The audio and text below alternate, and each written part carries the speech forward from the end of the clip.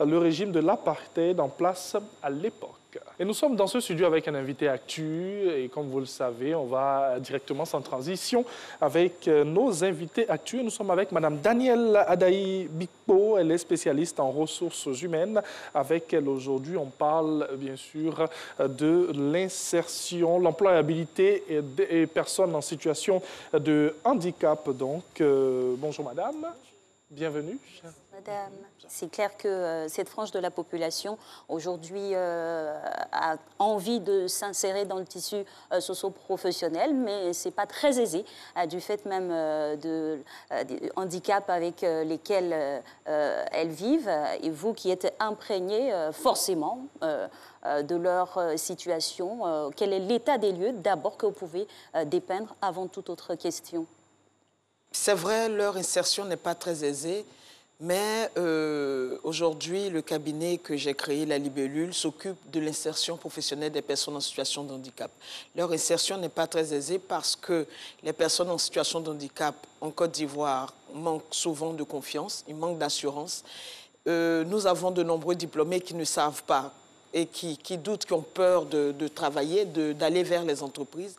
Et les entreprises aussi qui ne savent pas comment les faire travailler, comment mettre le handicap au travail.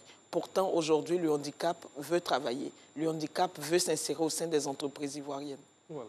Qui sont ces personnes en situation de handicap? Et qu'est-ce que nous avons comme handicap? Nous avons tout type de handicap. Le handicap sensoriel, c'est-à-dire les sourds malentendants, les aveugles malvoyants. Nous avons le handicap moteur. Nous avons des personnes qui sont amputées. Chaque jour, lorsque vous entendez qu'il y a un accident de la circulation, on en sort des personnes en situation de handicap. Nous avons aussi, moi je parle d'handicap apparent, mais des handicaps invisibles. Ce sont des personnes qui ont des maladies invalidantes, par exemple. Lorsque vous voyez une personne qui est atteinte de drépanocytose ou bien qui a la maladie de Crohn, vous ne voyez pas cet handicap. Ce n'est pas physique, ce n'est pas apparent, mais c'est une personne aussi qui est considérée comme des personnes en situation. Ce sont des personnes qui sont considérées comme des personnes en situation de handicap en Côte d'Ivoire. Dès que le postulat est fait, vous venez d'indiquer et évoquer une donnée assez pertinente. Vous avez parlé de peur de part et d'autre. Comment se manifeste cette peur et pourquoi d'ailleurs se manifeste cette peur? Pourquoi se manifeste cette peur? En général, nous avons constaté, parce que nous existons depuis 2015, les personnes qui acceptent les personnes en situation de handicap dans les entreprises plus facilement, ce sont des personnes qui ont un membre de leur famille ou dans leur environnement immédiat ont une personne en situation de handicap. C'est plus facile pour elles, elles comprennent le handicap. Écoutez, il y a des personnes qui, à la vue d'une personne en situation de handicap, ressentent beaucoup de pitié, ressentent des émotions qui ne leur permettent pas d'interagir avec ces personnes-là. Nous ne savons pas pourquoi, mais c'est un fait. C'est un constat que nous faisons. Et cette peur aussi, c'est aussi auprès des personnes en situation de handicap. Vous savez, lorsqu'une personne petite a un handicap, elle apprend à se connaître, elle apprend à comprendre ce qu'elle a. Mais lorsque dans le courant de votre vie, dans l'exercice de votre fonction ou étant étudiant lors d'un voyage ou lors d'un accident, vous avez un handicap, il est difficile d'accepter cela. En général, on conseille à ces personnes d'intégrer des associations de personnes en situation de handicap, de sorte à ce qu'elles puissent côtoyer d'autres personnes dans leur situation pour mieux comprendre et pour mieux s'accepter. Donc, c'est vraiment difficile. C'est un travail psychologique que nous faisons et que les associations font pour comprendre et accepter le handicap. Alors, on va rester un peu dans cette crainte d'être avec des personnes en situation de handicap, même surtout pour les entreprises, pour les employeurs. Quels sont les avantages, par exemple, pour les entreprises d'en recruter?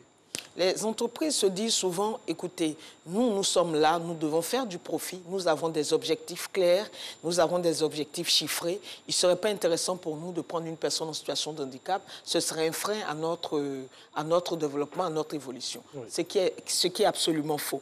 Aujourd'hui, on parle beaucoup plus de diversité, d'inclusion.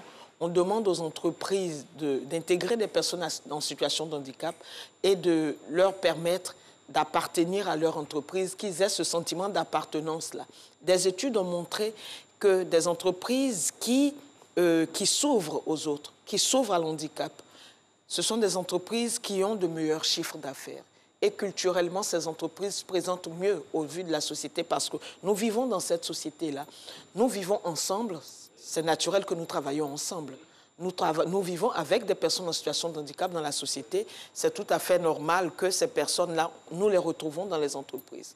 Aujourd'hui, en Côte d'Ivoire, nous avons l'État de Côte d'Ivoire permet aux entreprises qui prennent des personnes en situation de handicap d'avoir des allègements du point de vue fiscal. Donc, c'est très intéressant pour ces entreprises-là. Et aussi, le décret de 2018 demande aux entreprises, au-delà de 100 employés, d'embaucher des personnes en situation de handicap. Mais je vous dirais qu'il ne suffit pas qu'il y ait des décrets, il faudrait qu'il y ait des sanctions derrière. Et même s'il n'y a pas de sanctions, et même s'il y a des sanctions, les entreprises, des fois, ne savent pas faire. Ce n'est pas tant la volonté de ne pas embaucher des personnes en situation de handicap, mais comment les mettre au travail. Surtout ça. Comment les mettre au travail. Nous avions, au départ, lorsque nous avions commencé, on se disait les entreprises privées ne voulaient pas de personnes en situation de handicap. Et très vite, nous avions compris que les spécialistes RH, qui sont les portes d'entrée, sont débordés.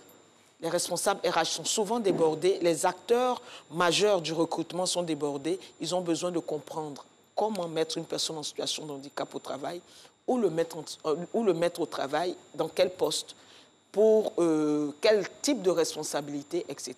Et le handicap est varié et divers. Tout à fait. Et pour poursuivre sur le même sujet, vous nous avez donné plusieurs indicateurs ici.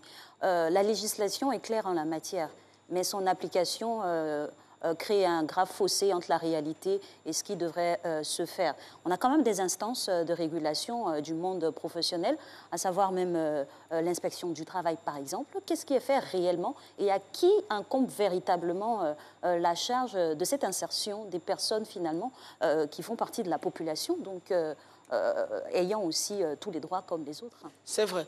Le décret de 2018 est récent, relativement récent.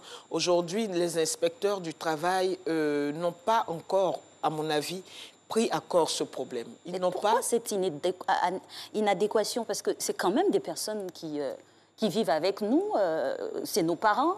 Oui, c'est nos parents. Mais et c'est des citoyens aussi. Ce n'est pas évident. Ce n'est pas du tout évident. Ce n'est pas évident parce qu'en tant qu'entreprise, parce qu'on parle du monde de l'entreprise, aujourd'hui, il faut, lorsque vous aviez des besoins, l'entreprise a des besoins, l'entreprise a des orientations du recrutement. Lorsque vous êtes une entreprise et que vous n'avez pas de place disponible à un poste, bien évidemment, vous devez trouver le profil qu'il faut.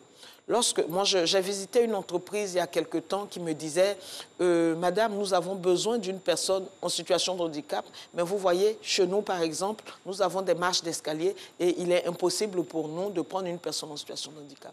Oui. » Vous allez dire « Mais c'est vrai. » Mais non, c'est archi faux, parce que ce monsieur pense que les personnes en situation de handicap sont tous dans des fauteuils roulants.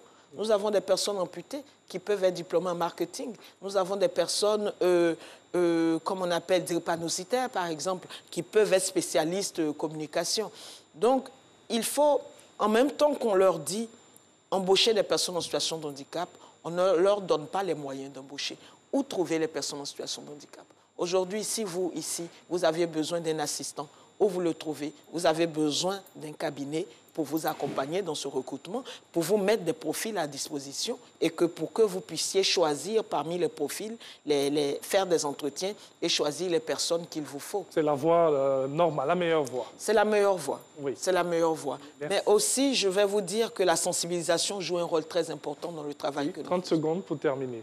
Ok, merci beaucoup à vous, chère Madame Danielle Adaï Bikpo, spécialiste en ressources humaines. C'est vrai qu'il y a beaucoup à dire sur ce sujet, employabilité des personnes en situation de handicap. Donc, on en a vu aussi dans l'actualité, surtout pour les personnes sourdes et malentendantes, dans la grande distribution qui a été serrée il n'y a pas trop longtemps. Merci beaucoup à vous. Merci. Excellente journée donc. Merci. Juste après vous, on va passer à l'actualité.